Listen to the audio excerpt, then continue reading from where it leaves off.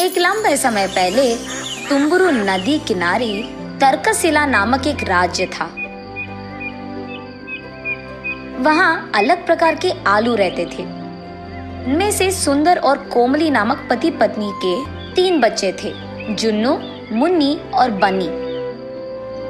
एक दिन बन्नी उसकी बड़ी बहन मुन्नी के पास जाकर, दीदी, कल रात जोर से बारिश आई थी ना, बहुत सारा पानी भी आया, वो पानी कहाँ चला गया? ऐसे पूछता है। ये सुनकर मुन्नी, अरे बाप रे, इसने शुरू कर दिया इसके उटपटांग सवाल। और क्योंकि वो उसका जवाब नहीं दे पाई, वो किसी के बुलाने का नाटक करके, हाँ माँ, अभी आई, कहकर चली जाती है। तब बन्नी जुन्नू के पास जाकर, भैया, वो कल रात करके वही सवाल पूछता है। तब जुन्नू, अरे इतना आसान सा सवाल, कुछ नहीं बनी, वो सारा पानी धरती के अंदर चले जाता है। ऐसे वो उसके प्रश्न का जवाब देता है। तो फिर धरती के अंदर बहुत सारा पानी है क्या? हाँ, हम जो भी पानी हर रोज उपयोग करते हैं वो सब धरती में ही रहता है। ओह, तो फिर एक दिन क्या धरती पानी से भरकर बलून की तरह फट जाएगा क्या? ऐसे वो भोला बच्चा कहता है। ऐसा नहीं फटता है, हमारा धरती बहुत मजबूत और ताकतवर है। जितना भी मजबूत क्यों ना हो, एक ना एक दिन तो उसे फटना ही होगा ना। अरे रे, हमारे धरती का आसमान से एक कनेक्शन होता है।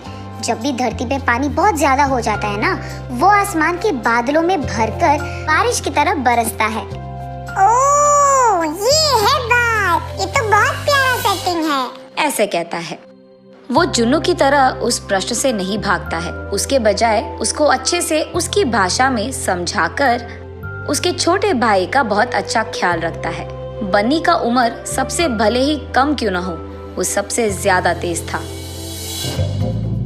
वो अपने भाई जुन्नू और बहन मुन्नी से हमेशा कोई ना कोई सवाल पूछते ही रहता था। इन तीनों का ख्याल रखते रखते माँ बाप सुंदर और कोमली कभी कभी थक जाते थे, लेकिन उन तीनों को साथ में खेलते देख वो बहुत खुश होते थे। ऐसे ही एक दिन वो तीनों उस राज्य में हो रहे एक बाजार के लिए निकलने की तैयारी करते हैं, मगर उस बाजार तक पहुंचने के लिए उनको तुम्बर नदी पार करना होगा। इसलिए सब एक बड़ा सा नाव चढ़ते हैं। उन सब के साथ ही कुमारी भी उस नाव में बैठती है।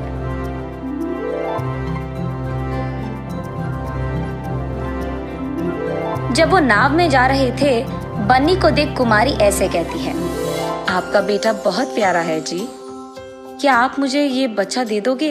मैं उसको बड़ा करूंगी।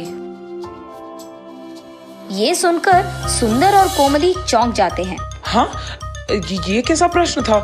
हम नहीं दे सकते, ये हमारा बेटा है। ऐसे वो दोनों एक साथ कहते हैं। मुझे माफ कीजिए, मेरे कोई बच्चे नहीं हैं, इसीलिए आपके इस प्यारे बेटे को देख मेरे मन में एक आशा उठी थी। मुझे ऐसा नहीं कहना था, माफ कीजिए। ऐसे कहती है कुमारी। इतने में नाव दूसरी तरफ के किनारे पे पहुंचता है। तब सुंदर और कोमली उनके अपने बच्चों को लेकर बाजार जाते हैं। सारे चीजों को खरीदने के बाद अचानक बन्नी दिखाई नहीं देता है और वो चारों बहुत परेशान होते हैं। उनके परिवार में एक एक सदस्य एक एक दिशा में जाकर बन्नी को ढूंढने लगते हैं, लेकिन बन्नी कहीं नहीं दिखाई देता है। ठीक तभी सुंदर और कोमली को उनके साथ नाव में आए कुमारी की याद आती है। तुरंत वो कुमारी को ढूंढने लग जाते हैं।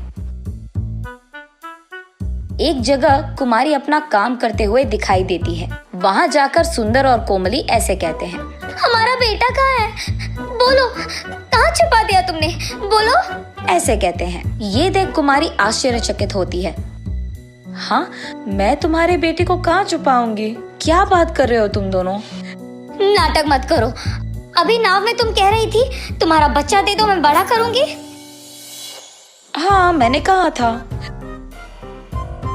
तो तुमने हमारे बेटे को हमसे चुरा लिया? कह दो, कहाँ है मेरा बेटा? ऐसे जोर जोर से रोते हुए उसे पूछते हैं।